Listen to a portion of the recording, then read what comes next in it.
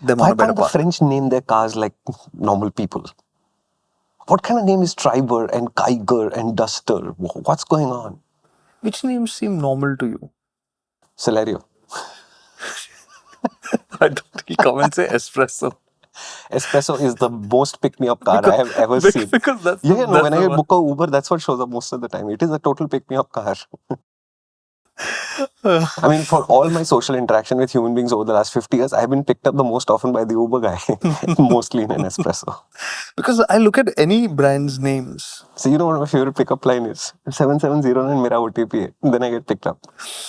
Well played. By Uber. But tell me seriously, which companies' car names do you like? What are good car names? 911. Oh, you didn't want me to go that high. Let's see. Car names that I think are... Swift is a nice car name. And it was Swift until very recently. The Desire was probably misnamed from the start. It was a very useful car and has lots of great attributes, but Desire. I do like the numeric names. I don't like the new Audi numerics, which I don't understand, where 5.3 means 5 is something and 3 is... But the previous ones, yeah, I like those. Simplicity. BMW's numeric scheme makes sense to me. Their I series makes no sense to me either. Indian cars, let's see. Nissan has actually had pretty decent names if you think about it. The Micra was a small car. The Kicks was... Nobody needs this. The Duke, I mean, they forgot to close the U on top. But they are appropriate names. Yeah, I mean, I don't know whether he's defending them, or promoting them, or kicking them. But they got them right. Huh? Kicks and Duke are the correct names for that car. And the Skyline GTR is the exact name for that car. Skyline. It's okay. As far as I can make out, very few options where actually things work. Yeah. So I don't know, man. Like, car names are there just were other like... French manufacturers who didn't even do this well in India, like Peugeot, but a 309 is a perfectly good name for a car. 309 GLD, not so much, but... I always think about this, like, how do you decide a car name? There's something about what you've done in the past. But when you work in a market like India,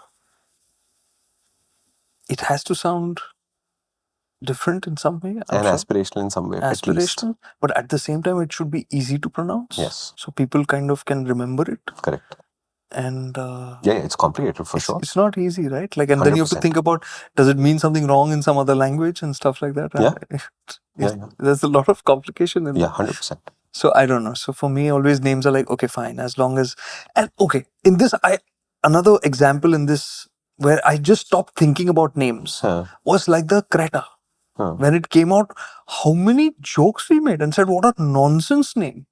Correct. And how many jokes were made that were never broadcast until we showed up on the scene and then broadcast those jokes? What? Like the guy who just sold his Creta. Oh. You know this joke, right? Yeah. So my point is, did the name stop the car from being good? Did the name stop the car from people buying it? No, it doesn't. So actually, that would be an interesting thing to find out from you in the comments. Do you think a great name for a bad car would help its sales? A great name for a bad car.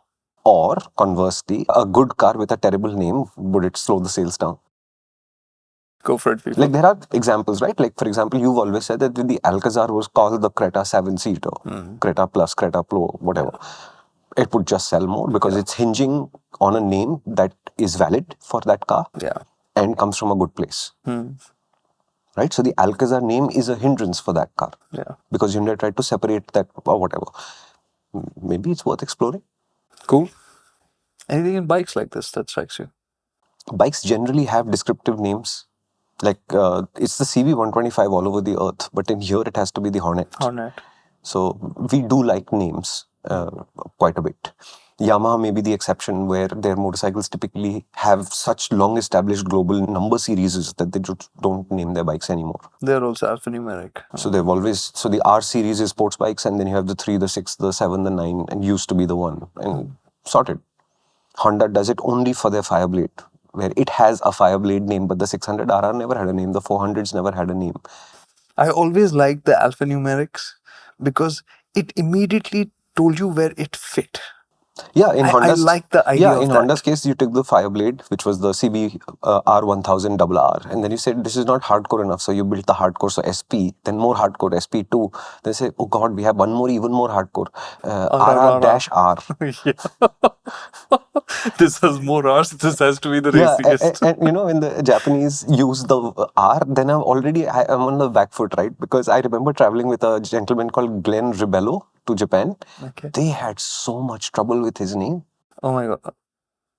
I'm called Mama-san in Japan because that's how they pronounce my name. And Mama-san is a very specific designation for a very specific economically viable role, which is not fit for broadcast. Oh my. Okay. Right? So the first time I meet anybody in Japan is always Konnichiwa Mama-san, and then they know what they just said as my surname, right? And then they'll be like, I've heard that the French only work 4 days a week. But when they come to making cars, they make some phenomenal suspension. And that is just the starting point of the 2025 Triber. If you'd like to know more, Kartikeya and I have an episode on MotorInc First, which is live now. It's free to watch and the app is free to download and sign up on.